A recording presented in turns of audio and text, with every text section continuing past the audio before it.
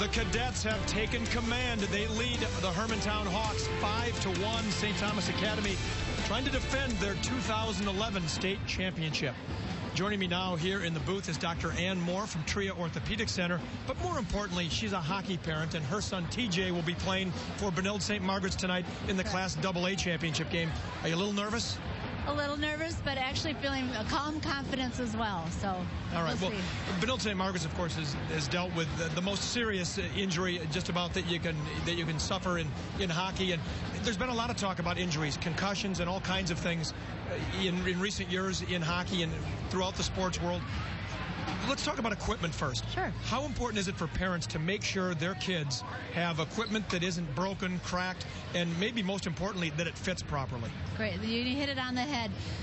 Wearing the proper equipment is extremely important in a contact sport such as hockey, but always want to make sure, number one, that the equipment is fitting properly. If you end up with shin pads that you've grown out of or other pieces of your equipment that don't fit well, they're really not serving their purpose. Even having it damaged, a helmet or shin pad that's cracked won't sustain the same type of forces that it would if it were in working shape and not broken. And then finally, just making sure that your equipment's always up to date. Yeah, because as we know, kids grow so rapidly, and the shin pads that fit them one season might not fit them the next season. And they leave some ankles exposed, their thigh exposed if their breezers are too short. So parents got to stay on top of that. That's exactly correct. Exactly. Now, there's been some changes this year in the Pee Wee hockey level. My son is a first-year Pee Wee, and there is no checking in Pee Wees. What is it that instigated that change? Right. So there was a great study that came out of the University of Calgary. Carolyn Emery did a study and looked at kids that were playing both at the Pee Wee and Bantam level.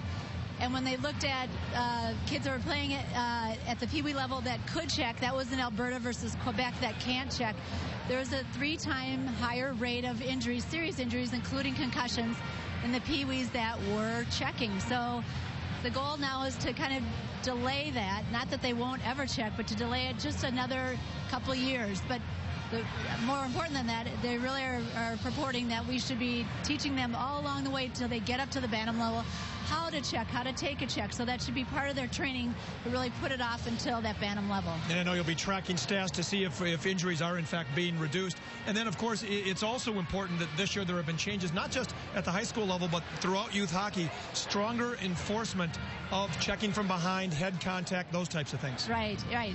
And correct. I mean, the rules have been there in place all along, but now this year, as a result of what's happened to Jack Jablonski, the rules are being reinforced more so than they have been in the past, and I don't think that's a bad thing. I mean, the goal is to keep all these players injury-free and as clearly from any serious injuries like that. And just a quick word about Jack Jablonski, a great kid. I interviewed him a couple of weeks ago.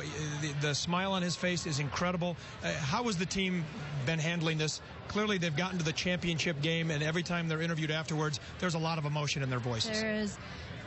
There's absolutely no doubt that this is a momentum for them. This is a force behind them, that they're playing for Jack. They're playing for their school, the community, but Jack is with them every time they go on the ice. They sense that, and hopefully he'll pull them through tonight. All right, we're hoping he can be here tonight. Dr. Ann Moore, a sports medicine specialist at TRIA Orthopedic. Thank you for being here and giving us your insight. We'll be back in just a moment as our coverage of Championship Saturday continues on 45.